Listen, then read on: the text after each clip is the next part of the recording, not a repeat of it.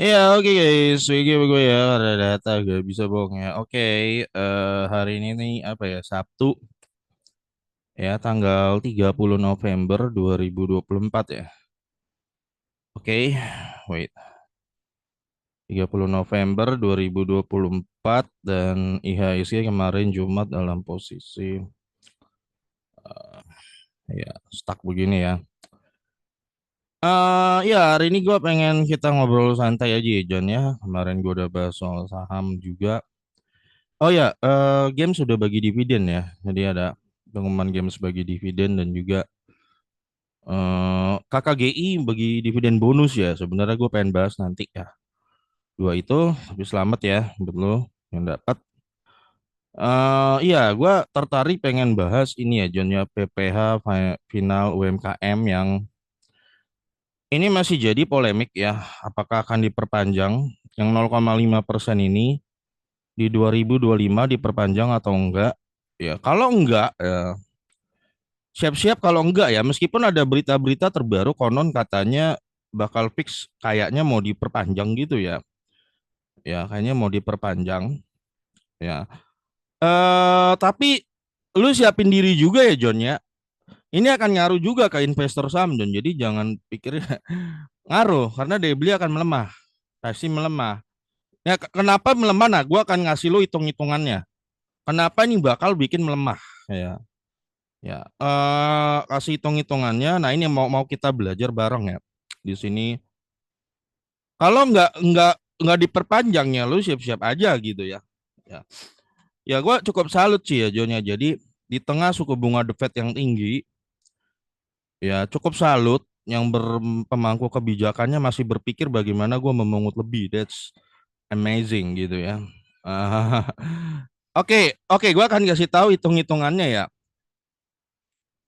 Oke, ketika nanti biasa gini, oke, gua akan kasih sebuah kasus. Ya, ceritanya si A ini si John, cara ngitungnya gini, dia punya omset 700 juta setahun, gini ya, 700 juta setahun. Ya, ketika lu pakai PPH biasa, yang ini ya, PPH Final UMKM ini ya, ya, dia itu sebenarnya setahun cuman bayar 700 kali 0,5%. Dia cuman bayar 3,5 juta ya per tahun. Ya. Sebenarnya menurut gue ini masih tinggi ya John 0,5 dari omset ini. Ini sebenarnya tinggi, masih tinggi kalau menurut hitungan gue pribadi gitu ya. Tapi mostly ini angka yang cukup disepakati oleh para UMKM di Indonesia. Mereka nggak protes, meskipun menurut gue masih tinggi. Gue ada kalkulasinya kalau versi gue sendiri ada gitu. Menurut gue itu tinggi. Ya kenapa ada PP final ini untuk menyederhanakan ya waktu itu salah satu bapaknya PPA Final UMKM itu Pak Fuad Bawazir ya. Masih Bawazir ya kalau gue salah ngomong. Nah ini ya, pencetus PPH Final ya. PPH Final pencetusnya. Nah ini Pak Fuad ini dulu yang di pasar modal John, dia yang ngasih PPH Final kebijakannya. Kenapa? Gini, sebagai pemangku kebijakannya John ya, kita tidak harusnya kita mempunyai namanya kebijaksanaan dan hikmat itu. Tidak bisa letterlet memandang undang-undang ditafsir begitu kaku tanpa adanya kebijaksanaan dan hikmat. Makanya kan Pancasila sila keempat ya bunyinya ya. Kerakyatan yang dipimpin oleh hikmat, kebijaksanaan dalam permusyawaratan dan perwakilan. Nah, ini John. Ya kalau lo pernah dengar cerita gue di beberapa video ya, kalau kata hukum itu dalam bahasa Arab kan hukmu ya. Itu sama akar katanya dengan kata hakim dan juga kata hikmat. Jadi orang yang menegakkan hukum itu haruslah orang yang memiliki hikmat. Ya, haruslah memiliki hikmat, menafsir undang-undang dan menegakkan undang-undang itu haruslah didasarkan ada hikmat. Makanya waktu itu sesuai dengan sila keempat kita, kerakyatan yang dipimpin oleh hikmat, kebijaksanaan dalam permusyawaratan perwakilan. Musyawarah dulu perwakilan. Nah, permasalahan kenapa orang pada ribut soal PPN 12% ya enggak. Terus PPA final UMKM karena kebijakan itu dibuat tanpa bermusyawarat dengan masyarakat, dengan rakyat, ya rakyat emosi. Gue kasih tahu nanti emosinya kenapa? Karena hitungannya nggak waras di PPA final UMKM ini nggak waras. UMKM lo kalau nanti udah lihat hitung-hitungannya ya, lo pasti yang nggak pernah dagang ya, John, kan kita semua kan ada yang pernah dagang, ada yang enggak ya. Ada yang dagang, ada yang mungkin PNS atau pekerja karyawan swasta biasanya kan nggak pernah dagang tuh. Mungkin kurang tahu kenapa sih lo pada ribet tuh, kenapa ya PPN-nya. Itu nanti kita akan jelaskan bareng-bareng. Nah, saat itu gue dengar di podcastnya Pak Fuad Bawazir ya. Fuad Bawazir ya bacanya ya, Pak Fuad Bawazir. Dia itu pengen misalnya gimana cara menaikkan pajak tanpa tanpa bikin keributan. Iya. Ya, caranya begini, waktu itu kan dia di pasar modal nih BEI. Ya. Dia bilang di pasar modal ya BEI. Mau naikin pajak, mau dipungut pajak nih. Ya. Tapi kalau lu modelnya lu cari satu-satu pelaku pasar modal dan lu todong, lu cari nih kayak kayak mereka ini maling, John, pelaku pasar modal, para investor pada kabur. Ya, kalau nggak kabur mereka bikin perusahaan fiktif, bikin perusahaan di Singapura, Cayman Island, atau apa yang bebas pajak buat ngakalin pajak Indo. Ya, dan ini legal. Akhirnya kalau lu mau mau cariin nih para investor BI, lu mau selidikin latar belakangnya, mau lu periksa, mau anggap mereka seperti narapidana gitu ya. Lu cari-cari supaya lu dapat pajak yang gede. Yang ada mereka bakal kabur atau mereka bakal ngakalin aturan sehingga endingnya mereka nggak bayar pajak sama sekali ke pemerintah Indonesia, para pelaku pasar modal ini, pemerintah Indonesia, dan akhirnya yang rugi pemerintah sendiri. Ya nggak dapat pajak. Nah, solusinya gimana ya? Solusinya ada permusyawaratan, John. Jadi solusi bijaksananya ya udah deh, kata Pak Fuad itu dia bilang, udah deh kalian nih gua usah ngejar-ngejar lu lagi nih. Ya nggak usah, pasti kalian nggak mau kan diubek-ubek. Nah gini aja, kita pakai pajak final. Ya pajak final. Makanya lu ketika di SAM lu dapat pajak final ya, pajak final SAM itu kalau nggak salah sekarang 0,1%. Nah, lebih senang begini ya, para investor di pasar modal nggak ada yang keberatan. Ya udah semua total transaksi, ya udah deh 0,1% aja dipajakin. Ya. Nah, semua nah yang tadinya orang-orang yang kalau memang dia mau diubuk dia bakal bikin bakal ngakalin aturan pajak, dia nggak perlu ngakalin ya udah karena dia menurut dia apa? Ya udahlah 0,1% receh, ya udahlah kita nggak perlu lah yang ngakal-ngakalin pajak, nggak perlu. Akhirnya pemerintah malah dapat duit. Ya, misalnya transaksinya IHSG saat itu tembus 12 triliun. Ya, 12 triliun. Ya. Lo kali aja 0,1%. Iya.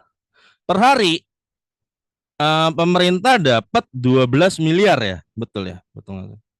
Tua agak, tua agak. Eh, Iya, 12 miliar per hari tanpa perlu ngapa-ngapain ya.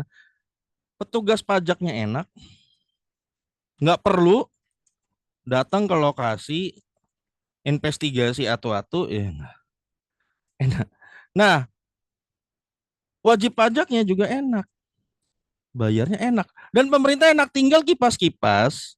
Ya, ini cara yang cerdas ya menurut gue, John. Lo tinggal kipas-kipas, duduk tiap hari lo dapat setoran dari BEI 12 miliar. Enak nggak? Enak, John. Nah, ini yang dinamakan langkah cerdas. Ya, memajaki tapi waras. Pajaknya itu waras yang tidak membuat orang marah. Seperti itu loh, John. Enak nggak? Lo nggak perlu kirim petugas pajak untuk investigasi satu-satu investor BEI ya. Lu tinggal ongkang-ongkang kaki tiap hari BEI ngasih setoran 12 miliar. Lu nggak perlu kerja. Ya nggak? Ini cara cerdas dan negara dapat penghasilan. Nah, ini John yang dinamakan langkah yang cerdas gitu loh.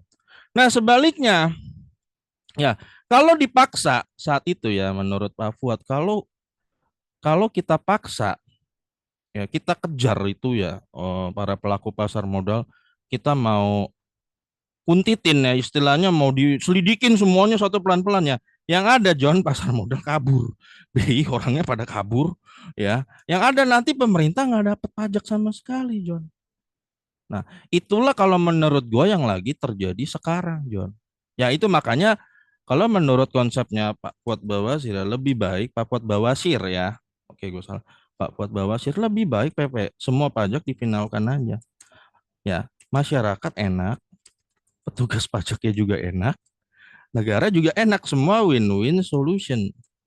Iya nggak? Semuanya jadi dapat win-win solution. Kalau dikejar-kejar seperti model sekarang, apa John yang terjadi? Coba lu lihat. Apa yang terjadi? Orang ngumpet ya. Ngumpet, ngumpetin hartanya, malsuin pendapatannya ya. Malsuin pendapatan terus apalagi? Wah, macam-macam dia ngumpet-ngumpet supaya tidak kena. Akhirnya endingnya pendapatan pajak pemerintah jadi berkurang. Jadi ini tidak win-win solution ya. Makanya dalam menegakkan kebijakan, John, perlu juga hikmat dan kebijaksanaan. Ya, waktu itu Pak Fuad juga dia ngasih semacam analogi polisi, John. Coba John, masyarakat, jujur ya, lu di lalu lintas, kalau lagi lihat polisi rame, lu takut apa seneng? Takut ya, takut ya. Jadi semakin banyak polisi di jalanan gitu ya, masyarakat jadi takut gitu, jadi takut beraktivitas gitu loh. Ya, demikian juga Pak Fuad bilang, kalau lu semakin perbanyak petugas pajak gitu ya, untuk istilah kata, maaf ya, neror masyarakat. Yang ada masyarakat makin takut, Joni. Ini masyarakat makin takut. Nah, itu John. Jadi ada banyak cara bagaimana lu mendapatkan pendapatan pajak tanpa membuat rakyat murka. Iya enggak? Ada bisa. Yang namanya kan yang udah dipegang ini loh. Yang memegang jabatan saat ini posisi tinggi kan bukan orang bodoh, sarjana semua. Masa sih lu nggak bisa? Masa sih lu nggak bisa bikin sebuah kebijakan yang mempermudah semuanya? Lu mempermudah wajib pajak, ya nggak? Lu mempermudah, ya termasuk petugas pajaknya juga dipermudah ya. Pasti kan karyawan pajak kan susah juga kan, kalau mau nguntit-nguntit orang kan ribet juga, buat mereka juga ribet gitu loh. Iya, lu mempermudah dirinya juga, penegak hukumnya juga dipermudah. Semua sama-sama enak. Negara dapat pemasukan. Ya. Nah, oke. Ya, kayak gitu, John ya. Nah, cara ngitung UMKM-nya gini, John. Kalau memang nanti udah nggak berlaku ya, si A ini kan dia punya 700 juta omsetnya. Nah, kalau pakai pajak yang lama, ya dia cuma bayar kali 0,5 bagi 100. Ya 3.500.000 ya. Ya dia cuma bayar 3.500.000 dan mostly sebenarnya dia nggak keberatan. Tapi mesti menurut gue ini masih mahal ya menurut gue. Ya, tapi mostly karena rata-rata UMKM nggak keberatan dengan ini, berarti ini angkanya cukup oke diterima masyarakat. Nah, maksudnya itu masyarakat tidak menolak, ya masyarakat tidak menolak dan artinya masyarakat bisa menerima gitu ya, pelaku UMKM bisa menerima dan pemerintah dapat dapat juga duitnya gitu loh. Nah, ketimbang dipaksa nanti dengan peraturan yang baru penolakan dari UMKM itu sangat banyak gitu ya. Pada endingnya mereka ini antara mereka kabur atau mereka nyerah. Seperti kasus Udia Pramono nyerah. Karena apa? Kenapa dia nyerah, John? Karena hitungannya nggak masuk akal. Oke, nanti nanti ngitungnya kayak gimana sih? Kalau nah ini 700 juta ya. Kalau lo pakai hitungan yang baru, cara ngitungnya gini, John. Lo harus bikin pembukuan, pembukuan yang diakui gitu ya. Pembukuan yang diakui untuk membuktikan laba bersih lo berapa. 5% apa 8% ya. Masalahnya, John. Nah, ini John, ya. Pak, gue perhatikan yang di atas, nggak semua ya, maksud gue nggak tiga mengeneralisasi pemerintah secara keseluruhan, maksudnya yang di bidang ini, pemangku kebijakan di bidang ini, dia nggak tahu bahwa masyarakat tuh pertama malas ribet, nggak tahu. Pertama malas ribet karena banyak yang harus dipikirkan. Kedua, Orang yang omsetnya 700 juta misalnya kayak gini, belum tentu dia tuh nggak punya John duit 700 juta. Jangan-jangan paling karena dia paling cuma mutar balik modal aja kan. Memang kelihatan kalau di total setahun itu kayak 700 juta, tapi duitnya ya paling juga berapa? Ya nggak, paling mungkin jadinya cuma 10-20 juta yang dia putar-putar aja gitu loh. Ya, dia putar-putar aja. Yang kadang cuma buat pas-pasan makan minum. Jadi 700 juta setahun ini ya, omset ini nggak gede. Ini orang kecil, John. Nah, itu yang nggak disadari. Nah, menurut gua kasusnya Pak Ude Pramono tuh kayak gitu. Itu kan dia duit gabung, ya gua nggak tahu apa duit duit gabungan dari berapa peternak gitu kan. Mana ada dia untung segitu? Ya disuruh bayar 16 juta, marah dia pokoknya. Nah, oke, ini tuh 200 juta. Jadi cara ngitungnya, John. Kalau lu nggak mau bikin pembukuan, mostly lah orang yang omset segini nggak bakal bisa bikin sewa akuntan pajak ya atau bikin pembukuan itu nggak bakal bisa. Kalau lu nggak pakai akuntan bikin pembukuan, maka lu akan kena norma. Normanya itu lu diasumsikan ini, John, konyolnya. Ini gue yakin nih yang bikin peraturan nggak pernah dagang. Nggak pernah dagang. Kalau dia baru pernah dagang, nggak bakal dibikin peraturan sekonyol kayak gini. Kalau lu tidak bikin pembukuan, lu diasumsikan, John. Laba bersih lu 30%, gila. Dewa banget. Laba bersih lu, ya. Jadi, kalau omset lu 700 juta per tahun, yang sebenarnya orang ini sebenarnya orang biasa lah. Ya nggak ada di duit 700 juta itu nggak ada. Nggak ada. Paling jangan-jangan duit tabungannya juga cuma berapa. Diasumsikan, lu laba bersih 210 juta. Gila. Kalau bener bisa, lu kasih aja ke orang pajak ya. Lu kasih aja 700 duit lu ke dia bener. Lu suruh kerjain bener nggak? Dengan lu jalanin bisnis gue bisa laba bersih 210 juta. Lu kasih duitnya 210 juta ke gue. Nanti gue bayar deh pajaknya dari sini. Mau gue ya. Lu gituin aja. Nah, ini yang bikin nih yang gue nggak tahu ya siapa, tapi yang ngasih angka 30% ini nih kayak orang nggak pernah dagang. Kalau orang pernah dagang ngitungnya kayak gini. Kelihatan nih orang nggak pernah dagang. Jadi lu diasumsikan, John, omset lu 700 juta, lu punya laba bersih 210 juta. Gila. Ngamuk rakyat. Ngamuk orang bawah itu ngamuk. Apaan nih, gila, lu pernah dagang nggak ya nggak? Nah, dari 210 juta ini dikurangin lagi PTKP, penghasilan tidak kena pajak ya. Kalau lu punya anak dua, itu sekitar 67 juta. Nih gue kasih tahu ya. Kenapa pada ngamuk? 67 juta, 210 kurang 67. Maka diasumsikan pendapat lo, tanda lo bersih lo adalah 100, yang kena pajaknya ini 143 juta. Orang ini John yang omsetnya 7 juta, dia itu mungkin nggak pernah lihat wujudnya duit 200 juta tuh kayak apa gitu loh. Ya, nggak pernah lihat mungkin orang ini, John. Nggak pernah lihat. Ya, tapi disuruh percaya, ya, disuruh untuk mematuhi sebuah kebijakan bahwa gua cuan segini, buset dia bilang ya. Nah, nah terus lo akan kena layer. Layernya ini, tunggu ya, bentar. PPH, layer PPH ya. Lo akan kena layer PPH yang normal gitu. Mana? Bentar ya. Nah ini ya.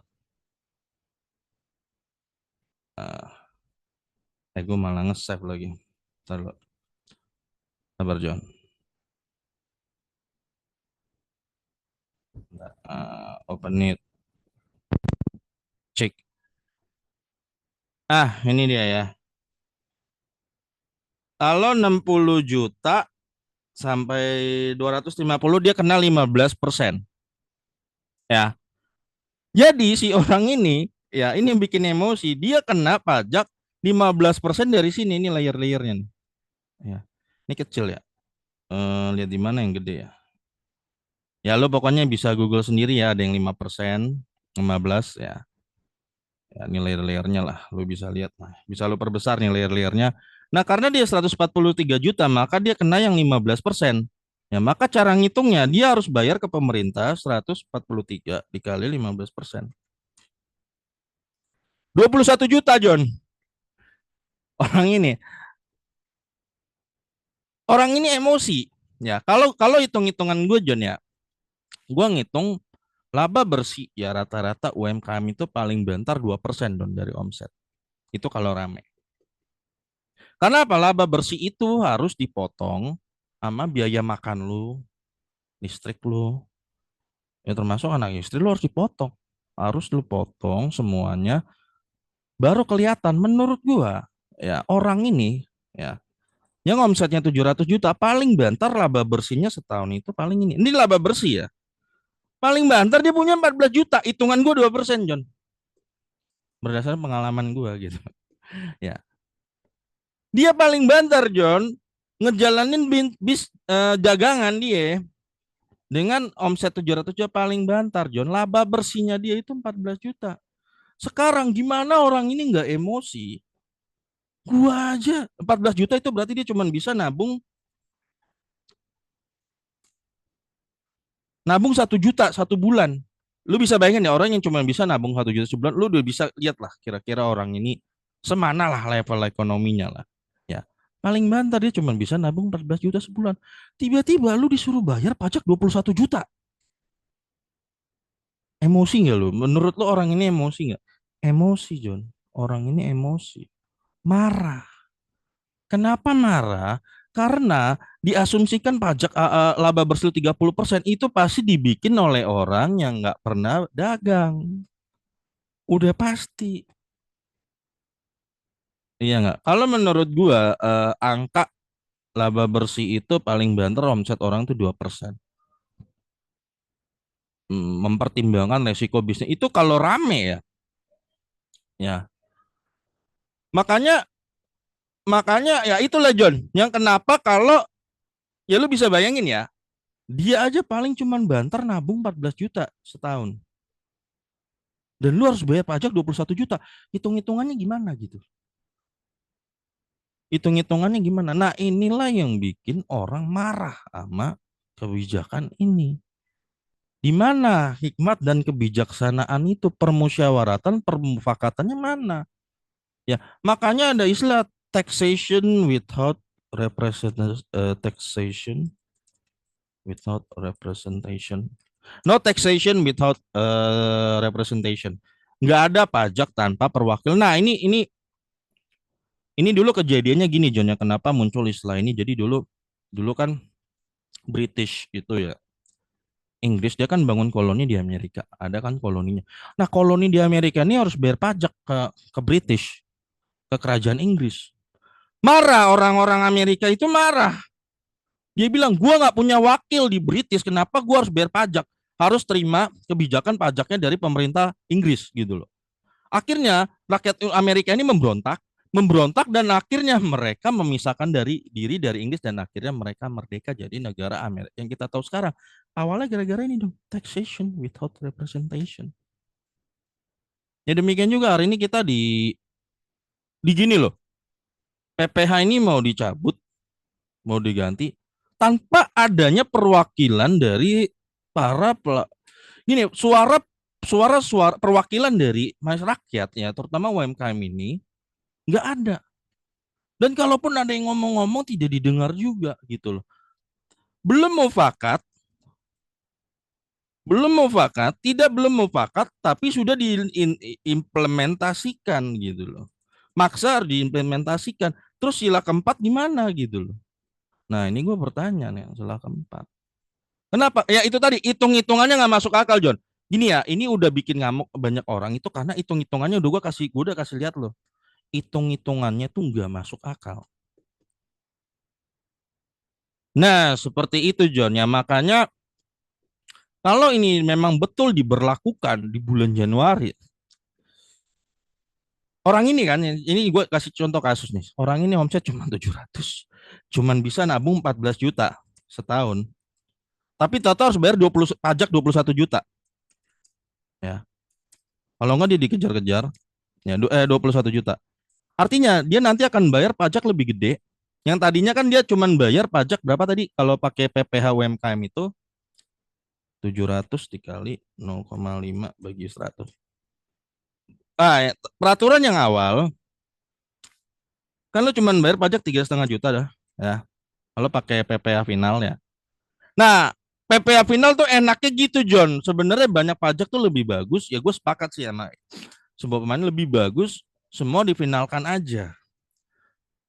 Kenapa? Memudahkan masyarakat, memudahkan juga para petugas pajaknya juga, memudahkan pemerintah. Pemerintah juga enak. Kenapa? Orang puas terima ini. Ini kan kebanyakan 0,5% UMKM pada setuju ya rata-rata. Tidak ada orang-orang yang akan cari celah. Nah si orang ini juga nggak bakal cari celah. Kenapa? Karena dia bisa nabung 14 juta ya udahlah. Oke, gue bayar 3,5. Gue masih ada 11 juta. Dia masih oh ya udah gitu loh. Dia masih legowo.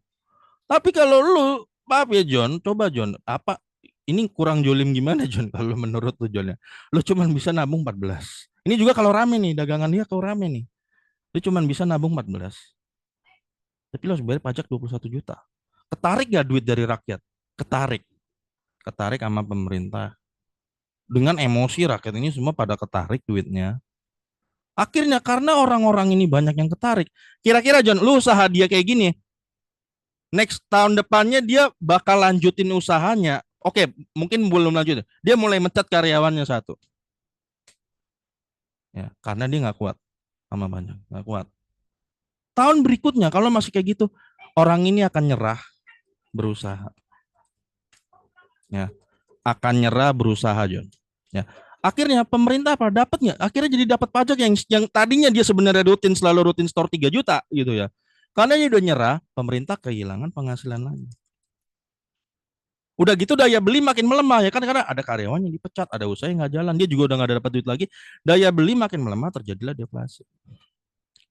Ya, terjadilah deflasi ya. Belum lagi ada lagi mungkin pelaku UMKM lainnya yang akan berusaha menghindari pajak. Iya karena menurut wajar wajar John. Jadi kita jangan bilang orang ini adalah kriminal karena apa? Lu hitung-hitungannya juga nggak waras gitu loh. Lu ngitunginnya juga nggak bener gitu loh. Ya akhirnya orang ini akan berusaha menghindari pajak. Sumpama dia nggak nyerah berusaha ya, dia akan berusaha menghindari John, akan berusaha menghindari. Endingnya pemerintah juga nggak dapat duit. Akhirnya setoran pajak jadi berkurang ya. Coba lihat setoran pajak tahun ini juga berkurang. Coba lu berkurang. Karena apa? Ada satu logika yang kurang dipahami ya. Menurut gue yang berkepentingan di bagian ini. Yang tidak dipahami adalah dia pikirnya semakin lo meribetkan menaikkan itu lo akan dapat makin banyak nggak tahu bahwa kasus di bawah itu pertama hitung-hitungannya udah nggak masuk akal dan kedua itu ribet ribet ya orang cuma omset 700 juta gimana dia nyewa konsultan pajak caranya gimana gitu loh nggak bisa dipecahkan oleh rakyat bawah nggak bisa ya udah nah kayak gitu John ya jadi semoga suara-suara orang itu yang udah banyak bunyi di bidang ini ya udah banyak bunyi didengar gitu dan semoga batal maksudnya diperpanjang UMKM pajak final ini UMKM ini diperpanjang ya diperpanjang. Kalau diperpanjang maka harus ya ini aja sekarang belum diperpanjangkan daya beli udah agak melemah kan seharusnya lebih ada stimulus lagi dari pemerintah. Nah kalau kalau ini nggak diperpanjang John ya ya udah daya beli akan makin melemah gitu kan dan gua nggak tahu ke depan nih pemerintah ini arahnya mau gimana gue sendiri ngeblank gitu loh ya satu sisi mungkin banyak program yang mungkin terlihat bagus tapi kalau implementasinya modelnya seperti ini ya tahu dah. Oke guys, gitu aja ya. Semoga berapa video gua karena data nggak bisa bohong ya.